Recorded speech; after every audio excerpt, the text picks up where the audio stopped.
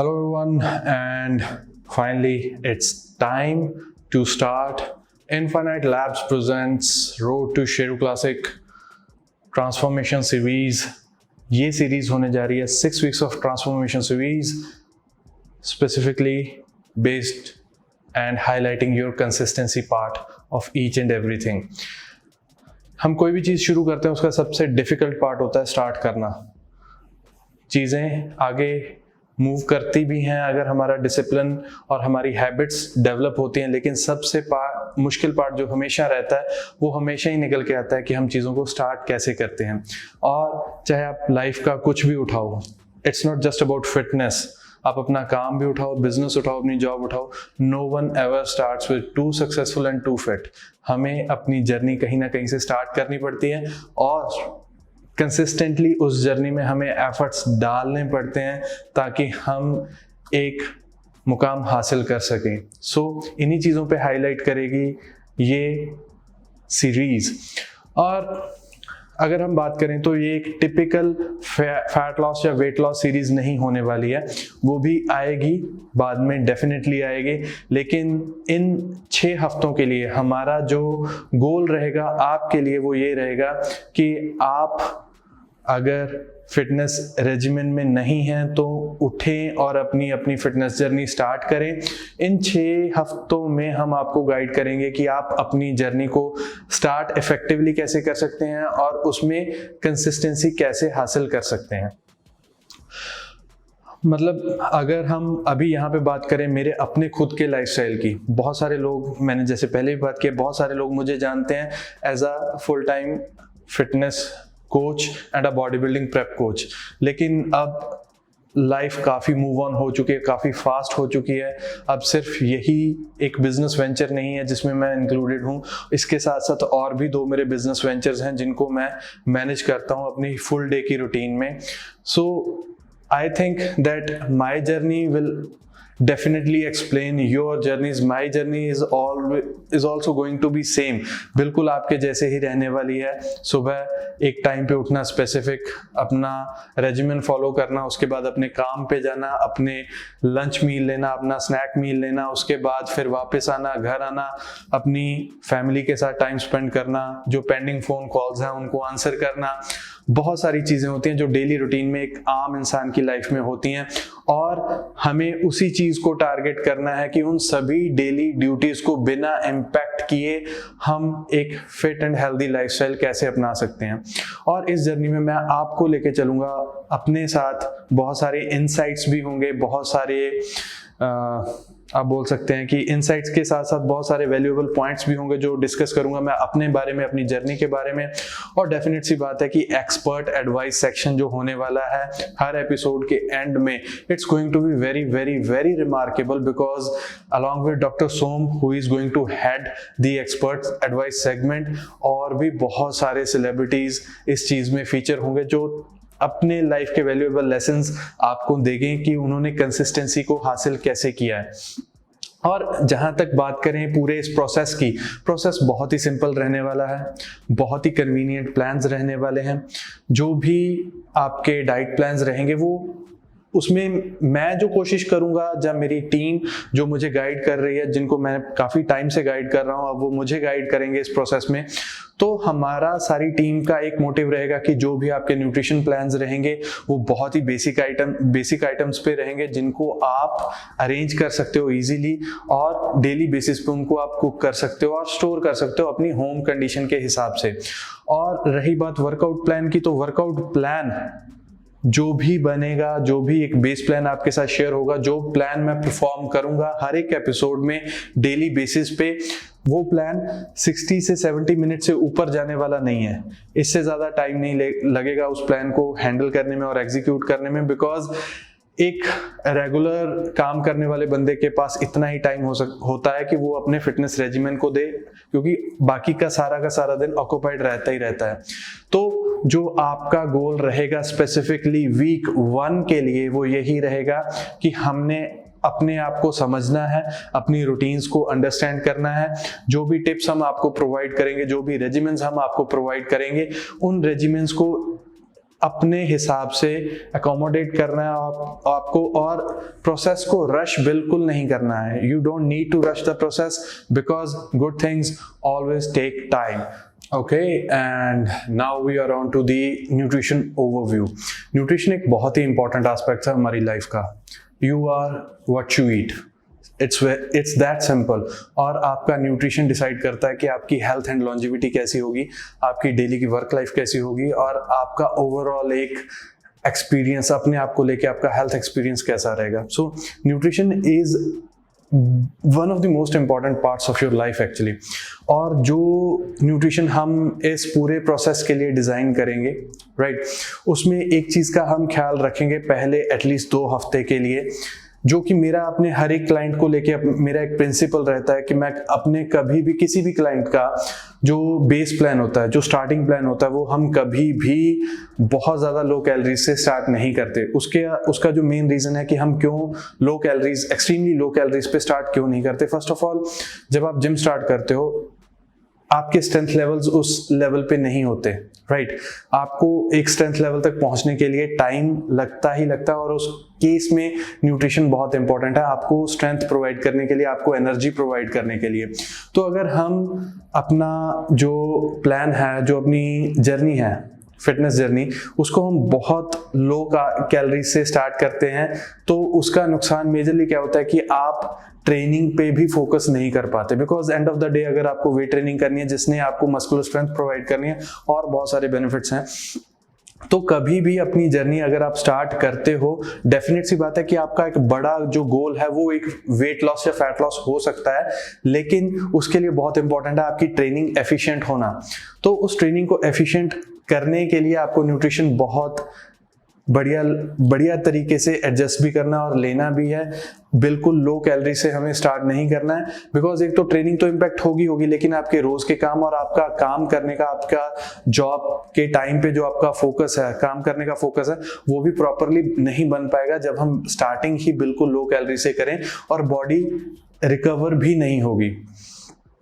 और जो भी डाइट प्लान जो डिज़ाइन किया गया है, जो मेरे लिए डिज़ाइन हुआ है इस पूरी ट्रांसफॉर्मेशन सीरीज़ में, वो डिज़ाइन किया है हमारी एक बहुत ही एफिशिएंट कोचिंग टीम ने, जो कि पूरा फिट ह्यूमन का कोचिंग हैंडल करती है। और वो सारे के सारे वो कोचेज हैं जिनको मैं पिछले 3 साल से ट्रेन कर रहा हूँ, and they are so efficient now, they are guiding me for my own journey. और जो ये प्लान बना है, ये मेरी नीड्स के अकॉर्डिंगली बना है कि राइट नाउ मेरी नीड्स क्या हैं। जो आप देखेंगे जब ट्रेनिंग पार्ट शुरू होगा तो आप इस चीज़ को देखेंगे कि जो मेरा स्टार्टिंग वेट है, करंटली मेरी हाइट है 5'10" और जो मेरा स्टार्टिंग वेट है वो है 99.8 kgs। तो उस वेट के अकॉर्डिंगली ये प्लान डिज़ाइन किया गया है फिट ह्यूमन कोचिंग टीम की तरफ से। लेकिन आगे चल के हम आपको एक इंफॉर्मेशन देंगे कि कैसे आप इस प्लान को अपने हिसाब से एडजस्ट कर सकते हैं। और जो प्लान मैं इस सारी जर्नी में फॉलो करने जा रहा हूँ वो एक नॉन वेजिटेरियन प्लान है, और लेकिन हमारी प्रेफरेंसेस अलग अलग हैं, हमारे जो लाइफ रूल्स हैं वो अलग अलग हैं, लेकिन एक नॉन वेजिटेरियन प्लान के साथ, बेस प्लान के साथ, मेरी नीड्स के अकॉर्डिंगली, मेरे स्टैट्स के अकॉर्डिंगली एक वेजिटेरियन प्लान, एक वीगन प्लान और एक एगिटेरियन प्लान ये भी इंक्लूड किया गया है। और जहाँ तक हमारा मील टाइमिंग्स का हिसाब है, मील्स के साथ एग्जैक्ट टाइमिंग्स नहीं लिखी गई हैं। किसी भी मील के साथ जो भी आपको बेस प्लान मिलेगा उसमें हमने टाइमिंग्स इसलिए मेंशन नहीं की हैं बिकॉज सबका रूटीन अलग रहता है, सबका अपनी लाइफ को हैंडल करने का तरीका अलग है। तो उसमें जो चीज़ें आपको ध्यान रखनी है वो ये रखनी है कि एक तो ज़्यादा लंबा गैप नहीं होना चाहिए, 2 से 3 घंटे, 3.5, 2 से 4, अपने लाइफस्टाइल के अकॉर्डिंगली आप 2 से 4 घंटे का टाइम पीरियड रख सकते हो एक मील को कंज्यूम करने का। बिकॉज अभी मेरी नीड 4 मील्स की है, तो गैप थोड़ा 3 से 4 घंटे का गैप है जो मैं रख के चलता हूँ अपने मील्स में। और एक चीज़ का ख्याल और रखना है कि जो आपका मील प्लान है ये ना हो कि आपके मील्स में गैप बहुत कम हो और एंड ऑफ द डे जो आपका लास्ट मील है वो शाम को 5, 6, 7 बजे के बीच ही पूरा हो जाए और फिर आपको होगी नाइट क्रेविंग। सो जो आपका प्लान का डिस्ट्रीब्यूशन रहेगा वो बहुत ही एक कैलकुलेटेड पार्ट होना चाहिए ताकि ज़्यादा क्रेविंग्स ना हो और बहुत ज़्यादा टाइम भी ना निकले आपका एक दूसरे मील के बीच में। तो वाटर इनटेक जो इस पूरे टाइम में रहेगी, वो मेल्स के लिए जो रेकमेंडेड वाटर इनटेक है that is 3 to 5 litres, dependent upon कि आपका वर्क प्रोफाइल कैसा रहता है। अगर आपकी भाग दौड़ ज़्यादा रहती है तो डेफिनेटली मैं रेकमेंड करता हूँ कि 4 से 5 लीटर की वाटर इनटेक को आप टच करें। अगर ज़्यादा बैठने का काम है फिर भी अप्रॉक्सीमेटली 3 लीटर्स की जो वाटर इनटेक है वो आपकी होनी चाहिए। और फीमेल्स के लिए जो वाटर इनटेक है that is around 2 to 3 litres, depending upon कि आपकी ज़रूरत क्या है, उस चीज़ पे डिपेंड करेगी ये चीज़। लेकिन ये एस्टिमेटेड वाटर इंटेक्स हैं जिनको आपको हिट करना ही करना है। सो जो एक इम्पॉर्टेंट बात वाटर के रिगार्डिंग, बहुत ही निगलेक्टेड पार्ट है, वाटर इनटेक एक बहुत ही निगलेक्टेड पार्ट है, लेकिन इसको बहुत सीरियसली लेना अपनी डेली लाइफ में एक बहुत इंपॉर्टेंट पार्ट है। Because majority 70% is just an estimate, लेकिन majority of your body is consisting of water। तो इस चीज़ को बहुत केयरफुली लीजिए, अपनी वाटर इनटेक को बहुत कैलकुलेटेड रखें, be consistent with your water intake. और आपके न्यूट्रिशन के जो भी पैरामीटर्स हम डिसाइड करके चलेंगे, जो भी होंगे, अगर इम्पॉर्टेंट जो इंस्ट्रक्शन आपके लिए ये है कि अगर आपको कोई हेल्थ इशू है राइट, या कोई भी आपकी मेडिकेशन चल रही है, तो प्लीज़ अपने रजिस्टर्ड या अपने फैमिली फिजिशियन से एक बार एडवाइस ज़रूर लें, क्योंकि आपके न्यूट्रिशन प्लान में जो भी डाइटरी इंग्रेडिएंट्स हमने ऐड किए हैं उनके रिगार्डिंग कि कौन सा इंग्रेडिएंट आपको कंज्यूम करना चाहिए, कौन सा नहीं, और कौन सा सप्लीमेंट आपको कंज्यूम करना चाहिए, कौन सा सप्लीमेंट आपको कंज्यूम नहीं करना चाहिए। अगर आपको कोई भी हेल्थ इशू है या आपकी मेडिकेशन है तो इस चीज़ को ज़रूर ख्याल में रखें, बिकॉज एक डेमोग्राफिक रेंज बहुत बड़ी होने की वजह से हम हर किसी को स्पेसिफिकली इस चीज पे गाइड नहीं कर सकते, स्पेसिफिकली इस YouTube सीरीज में। तो अगर आपको कोई भी ऐसा इशू है तो अपने फिजिशियन और अपने फैमिली डॉक्टर से ज़रूर पूछें, उनकी एडवाइस ज़रूर लें। और अब बात करते हैं मेंटेनेंस प्लान की, बिकॉज जो प्लान हम आपको दिखेगा, जो डाउनलोडिंग ऑप्शन में आपको मिलेगा, वो प्लान फिट ह्यूमन के कोचेस ने मेरे लिए बनाया है, मेरी नीड्स को देखते हुए बनाया है, लेकिन उसको हमने अपने हिसाब से कैसे एडजस्ट करना है उसके लिए बहुत ब्रीफ सी इंट्रोडक्शन ये हमारी रहेगी। आपको जो पहला वीक है उसमें फैट लॉस या वेट लॉस को टारगेट नहीं करना है। जो हमारे 2 टारगेट्स रहेंगे कि स्टार्ट करके हमें कंसिस्टेंसी हासिल करनी है वीक 1 में, और जो दूसरा हमारा टारगेट है कि हमने सबसे पहले अपने बॉडी वेट के हिसाब से इन क्वांटिटीज को एडजस्ट करना है। सिर्फ मैं आपको रफ एस्टिमेट दे रहा हूं कि अगर मेरा वेट है अराउंड 99.8 अप्रोक्सीमेटली 100 kgs, तो जो भी क्वांटिटीज हैं वो आपको, अगर आपका वेट 90 की रेंज में है तो अप्रोक्सीमेटली आप वैल्यूज को 10% कम कर सकते हो। इस चीज में मैं ज्यादा स्पेसिफिक नहीं जाऊंगा, ठीक है जी, बिकॉज बहुत बड़ी डेमोग्राफिक रेंज है और हर किसी के लिए मतलब डिफरेंट वेट रेंजेस हैं, डिफरेंट जेंडर्स हैं, तो उनको कवर करना बहुत ही एक डिफिकल्ट पार्ट है। लेकिन आप इंग्रेडिएंट्स को, हर एक डाइटरी इंग्रेडिएंट आपके प्लान का, जो आपने प्लान चूज किया है 4 बेस प्लान्स में से, वेजिटेरियन, नॉन वेजिटेरियन, वीगन और एगिटेरियन में, उनमें से आपने इंग्रेडिएंट्स को सेम रखने की कोशिश करनी है, लेकिन उनकी क्वांटिटी को आप इस चीज से डिफरेंशिएट कर सकते हो और एडजस्ट कर सकते हो कि जिस दिन आप शुरू करते हो उस दिन से लेके end of the first week आपका बॉडी वेट क्या है। अगर आपका बॉडी वेट बढ़ा है, पहले 3 दिन बढ़ रहा है, कंसिस्टेंटली बढ़ रहा है, then you have to pull it back. थोड़ा सा आपको इंग्रेडिएंट्स को कम करना होगा जो आपने बेस अपने लिए डिसाइड किया है।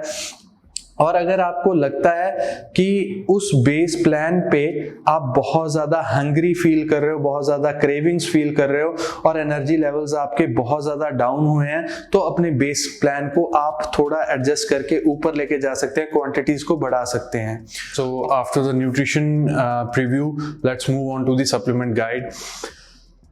सप्लीमेंट्स का जो सेक्शन है वो हमने बहुत कम मिनिमल रखने की कोशिश की है। First of all considering everyone's budget, हर किसी के बजट का ख्याल रख के हमने सप्लीमेंटेशन ऐड ऑन करने की कोशिश करी है।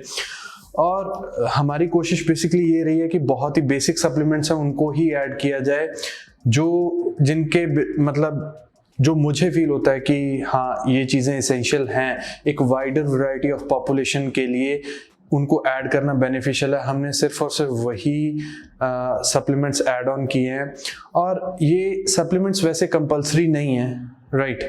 लेकिन जो डाइट में मेंशन है, जैसे वे प्रोटीन, कई बार अपनी प्रोटीन इनटेक को पूरा करने के लिए वे प्रोटीन हमें ऐड ऑन करना पड़ता है। यस, अगर आपके फिटनेस गोल्स ज़्यादा हार्डकोर नहीं है, ज़्यादा रिजल्ट ओरिएंटेड नहीं है, आप सप्लीमेंट्स का जो रेंज है वो अपने बजट के हिसाब से रख सकते हैं। लेकिन कुछ चीज़ें ऐसी होती हैं जो हम अपनी डेली लाइफ से पूरी नहीं, मतलब डेली डाइट से पूरी नहीं कर पाते, राइट? तो उनके लिए सप्लीमेंटेशन ऐड करना थोड़ा ज़रूरी हो जाता है। और उनका एक्चुअल में सप्लीमेंट्स को ऐड करने का बेनिफिट भी हमें तभी मिलता है जब हमारी डाइट बिल्कुल एक्यूरेट टू द पॉइंट हो। Supplement means they are supplementing the effect of diet, means जो उसमें कमी रह चुकी है उसको पूरा करने के लिए सप्लीमेंट्स ऐड ऑन किए जाते हैं। और पहले जो हमने जितने भी इसेंशियल सप्लीमेंट्स ऐड किए हैं, मतलब मेरी नज़र में जो इसेंशियल है, राइट, सबसे पहला आ जाता है वे प्रोटीन, राइट। मेक श्योर कि जब भी आप एक वे प्रोटीन परचेज करो तो बहुत ही हाईएस्ट क्वालिटी का वे प्रोटीन होना चाहिए। प्रोटीन कैसे हाईएस्ट क्वालिटी का है ये चीज़ आपको आपकी गट हेल्थ बताएगी। आप जैसे ही प्रोटीन की इनटेक करते हैं तो प्रोटीन को कंज्यूम करते ही आपकी डाइजेशन कैसा फील करती है। मेक श्योर कि आपको गैस्ट्रिक डिस्कम्फर्ट नहीं होना चाहिए, गैस नहीं बिल्डअप होना चाहिए और अनईजीनेस नहीं होना चाहिए। और ये सारी क्वालिटीज़ देख के ही आपको एक protein supplement, whey protein supplement add on करना चाहिए। गोल्स डिफरेंट है, प्रोटीन की कैटेगरीज अलग अलग हैं, but just try to stick with the basic one, whey protein concentrate.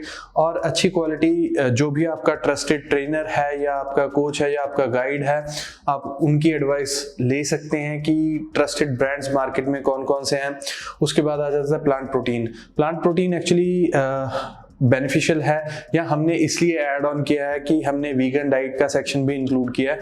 Vegans basically जो सिर्फ और सिर्फ प्लांट डाइट पे ही रिलाई करते हैं।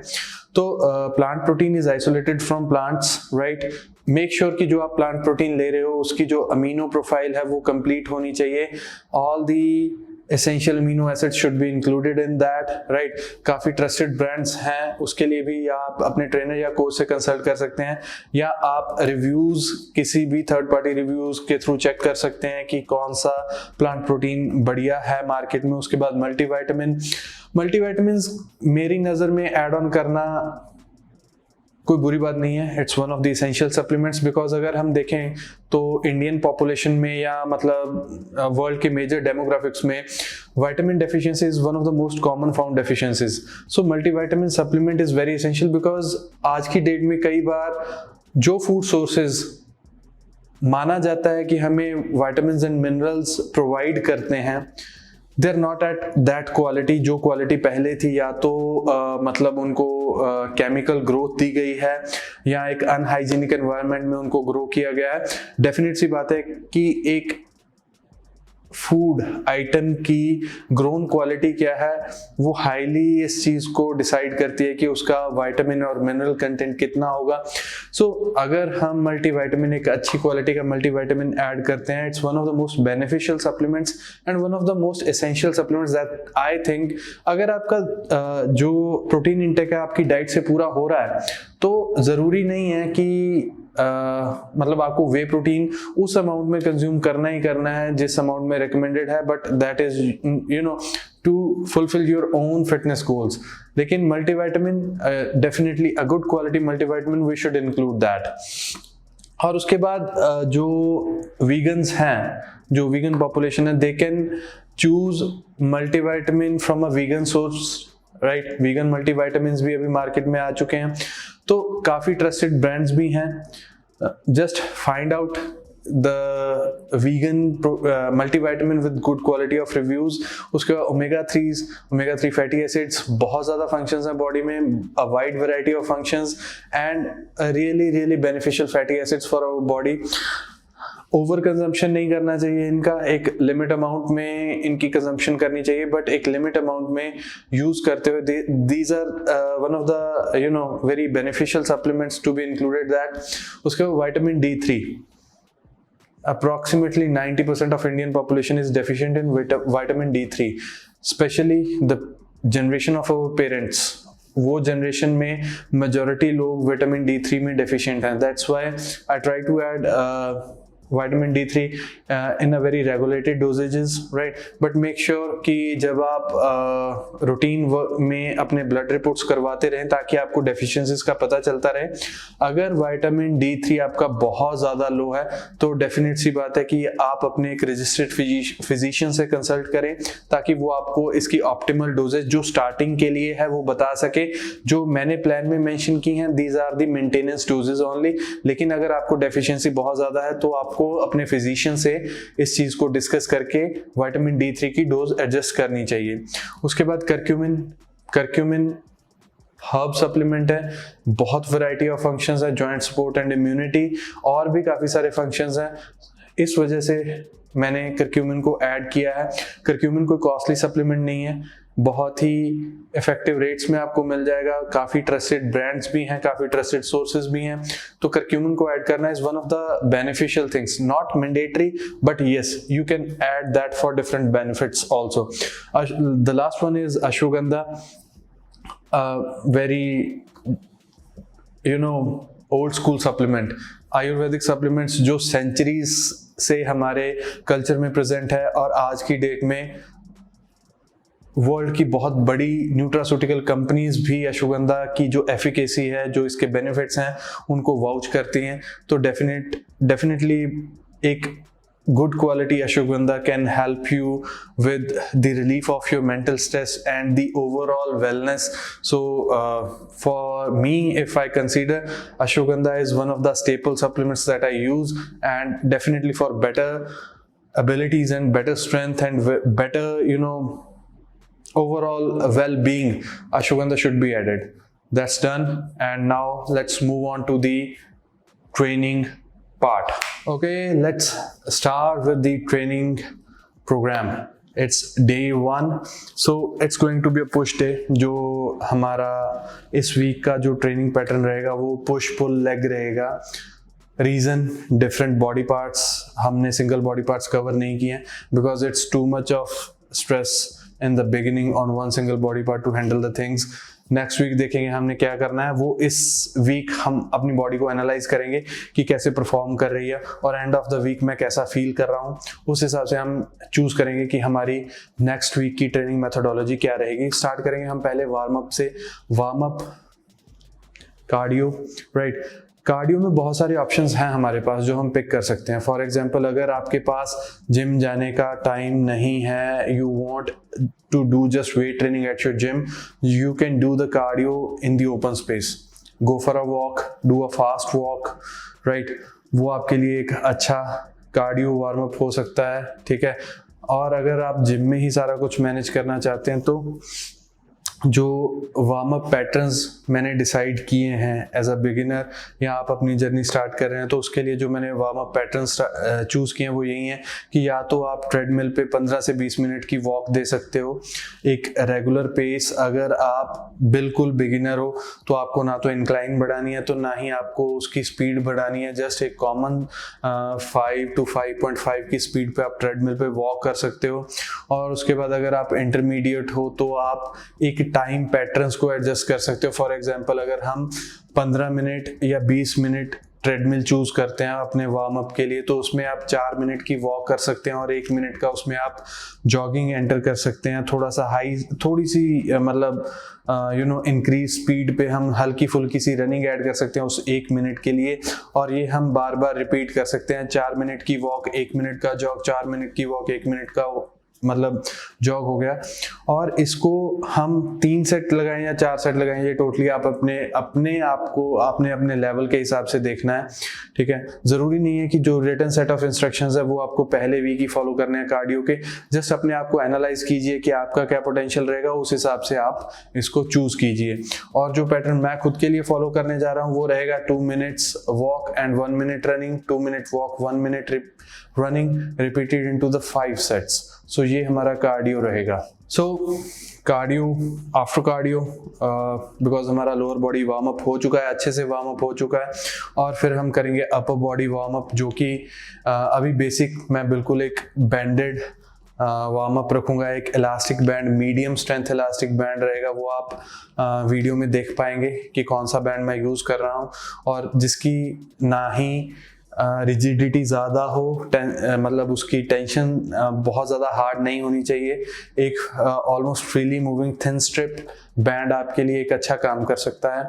उसमें हम 4 एक्सरसाइज इंक्लूड करेंगे जो बैंडेड वार्म अप है, वो सारी की सारी आप आगे फॉलो कर सकते हैं। और अब हम स्टार्ट करेंगे अपनी वेट ट्रेनिंग, बिकॉज हमारा जो रबर बैंड है उसके साथ हमारा वार्म अप अच्छे से हो चुका है।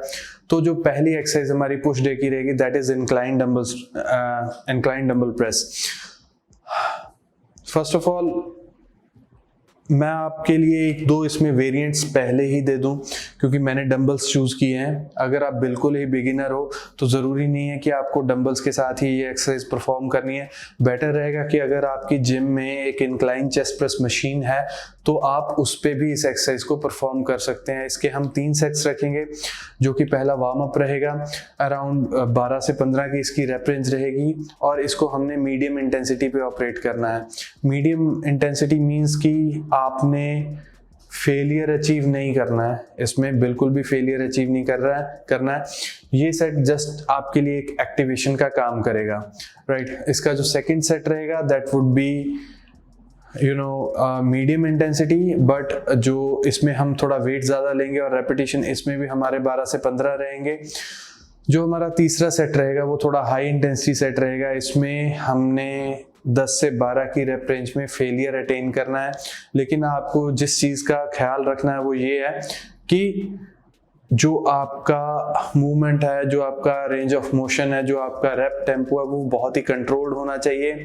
एक स्पेसिफिक जो जैसे 3 सेकेंड नेगेटिव, 1 सेकेंड पुश, उस चीज़ को मैं अभी अप्लाई करने को नहीं बोलूँगा, क्योंकि अभी उन चीज़ों पे ध्यान देने का टाइम नहीं है। अभी सिर्फ और सिर्फ टाइम है आपको चीज़ों के हैबिचुअल होना और अपने माइंड और मसल को कनेक्ट करना। जब भी आप एक रैप परफॉर्म कर रहे हो तो आपका माइंड आपके मसल के साथ कनेक्टेड होना चाहिए, बस इस चीज़ का ध्यान रखना है। बाकी जो रैप टेम्पोस का आगे चल के हम यूज़ करेंगे वो सारी चीज़ें हम डिटेल में सीखेंगे कि जैसे 3 second eccentric and 1 second concentric जैसे भी रहता है, जो भी पैटर्न रहता है वो हम डिस्कस करेंगे आगे चल के।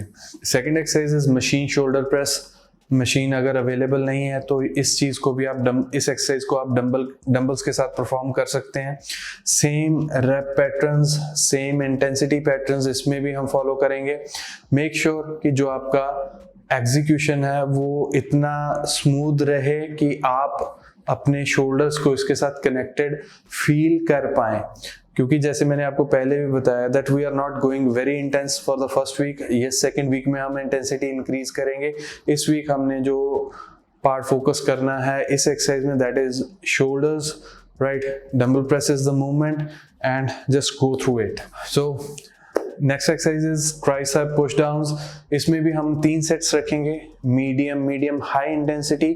मीडियम इंटेंसिटी जैसे हमने पीछे भी डिस्कस किया है पहले सेट में, not even close to the failure. उसके बाद हम सेकेंड सेट में थोड़ा वेट इंक्रीज करेंगे लेकिन हम फेलियर तक नहीं जाएंगे। तीसरा सेट हमारा रहेगा all out high intensity set, जिसमें अगर देखो आप बिगिनर हो तो तीसरे सेट में मैं आपको सजेस्ट करूंगा कि आप सिंगल रेप रेंज को फॉलो कर सकते हैं, उसको आपको ड्रॉप सेट करने की ज़रूरत नहीं है। लेकिन आप अगर पीछे कर चुके हो और आप एक इंटरमीडिएट या एक्सपीरियंस लिफ्टर हो तो आप इस सेट को यूटिलाइज कर सकते हैं as a drop set to increase intensity and to push a little bit more, right. उसमें जो पहले 8 से 10 रेप होंगे वो हम हैवी लगाएंगे, हाई इंटेंसिटी पे लगाएंगे, और उसके बाद हम वेट को कम करके 50 to 60% पे लेके आएंगे। Then again we will try to add 6 to 8 or 6 to 10 reps so that we can push a little bit more in terms of intensity. Exercise 4 for the day 1 push day is the final exercise, rear delt flies. You can execute on that this exercise on a machine. Chest flies आमतौर पे हर एक gym में available हैं। उसको हम reverse बैठ के, reverse angle पे सेट करके, रिवर्स पोजीशन पे सेट करके हम flies, dealt flies, rear dealt flies को एग्जीक्यूट कर सकते हैं। वीडियो देखिए, उसमें आप सब इस चीज़ को क्लियरली देख पाएंगे और एग्जीक्यूट भी कर पाएंगे। Again low intensity, medium intensity and then high intensity. लेकिन एक चीज़ का हम इसमें ख्याल ये रखेंगे कि जो हमारा हाई इंटेंसिटी सेट रहेगा उसको हम एक्स्ट्रा ऑर्डिनरी पुश नहीं करेंगे जैसे हमने ट्राइसेप्स में किया था, बिकॉज अभी मेजॉरिटी केसेस में अगर आप एक बिगिनर या इंटरमीडिएट हो, आपका रियर डेल्टॉइड इतना मैच्योर नहीं होता कि वो ज़्यादा लोड हैंडल कर पाए। लेकिन जब आप मतलब आपका एक्सपीरियंस लेवल बढ़ता जाएगा, आपका स्ट्रेंथ बढ़ता जाएगा, then you can incorporate more intensity in rear delt flies, but try to do rear delt flies on a machine in a very sensible way. Try to connect your mind and muscle connection, and that's all for training. And we have done with our training for day 1 push day, and now it's time for the expert advice section by Dr. Som. Hello guys, हमारा आज का topic है the importance of resistance training या weight training. तो guys, जब भी हम weight training workout करें या अपना कोई भी फिजिकल एक्टिविटी करें तो उसमें हमें वेट ट्रेनिंग जरूर इंक्लूड करनी है। वेट ट्रेनिंग के बेनिफिट्स बहुत सारे हैं, मैं आपको कुछ मेन बेनिफिट्स बताता हूँ इसमें से। जब आप वेट ट्रेनिंग करते हैं ऑब्वियसली आप मसल मास पुट ऑन करते हैं, आपकी मसल्स की स्ट्रेंथ, साइज और टोन बढ़ता है, जिसको हम हाइपरट्रॉफी बोलते हैं। इसके बढ़ने से ऑब्वियसली आपकी एथलेटिक परफॉर्मेंस, आपकी everyday performance in terms of आप ज़्यादा एक्टिव होने से क्या होता है कि आपकी रोज़ की जो एफिशिएंसी है ऑफ कोई भी आप काम करते हैं वो बढ़ जाती है। इंजरी प्रोन आप नहीं रहते हैं, मसल डिसबैलेंस खत्म हो जाता है, आपके जॉइंट्स स्ट्रांग हो जाते हैं। इसके अलावा जब आप ये ज़्यादा मसल्स का मतलब आपका बेसल मेटाबॉलिक रेट बढ़ जाएगा, जिसको मेटाबॉलिज्म आपका हाई हो जाएगा। इससे क्या होगा कि आपकी फैट बर्निंग और एफिशिएंट हो जाएगी, आपकी lean muscle to fat ratio improve हो जाएगी। That will lead to confidence, right. Physical activity in terms of weight training and cardio से क्या होता है कि दैट कैन रिवर्स और prevent type 2 diabetes, that is insulin resistance. That is quite common, आजकल बहुत कॉमन है type 2 diabetes, that is insulin resistance. इसके अलावा आपका हार्ट हेल्थ, आपकी लीवर हेल्थ, आपकी किडनीज़ की हेल्थ, आपका डाइजेस्टिव सिस्टम, आपका स्केलेटल सिस्टम, आपका muscular system obviously, then also your endocrine system, release of hormones, वो इम्प्रूव होता है। वेट ट्रेनिंग करने से नॉट ओनली फिजिकल, उसके मेंटल बेनिफिट्स भी हैं, क्योंकि इसको वेट ट्रेनिंग करने से आपकी feel good hormones specially endorphin release होता है, जिससे आपका मूड अच्छा रहता है, आप एंग्जाइटी डिप्रेशन से बचते हैं, आपकी याददाश्त ठीक रहती है। तो गाइस, ये सारे बेनिफिट्स हैं ऑफ वेट ट्रेनिंग। इसके अलावा जैसे आपकी उम्र बढ़ती जाती है, क्योंकि वेट ट्रेनिंग करने से आपकी बोन स्ट्रांग होती हैं, तो ऑस्टियोपोरोसिस के चांसेस भी बहुत कम हो जाते हैं जब आप एज यूर एजिंग, जब आपकी एज बढ़ती जा रही है, और उससे फ्रैक्चर्स होने के चांसेस भी बहुत कम हो जाते हैं। तो गाइस, आप जब भी अपना वर्कआउट शेड्यूल डिवाइस करें या बनाएं तो उसमें वेट ट्रेनिंग को जरूर इंक्लूड करें। Thank you.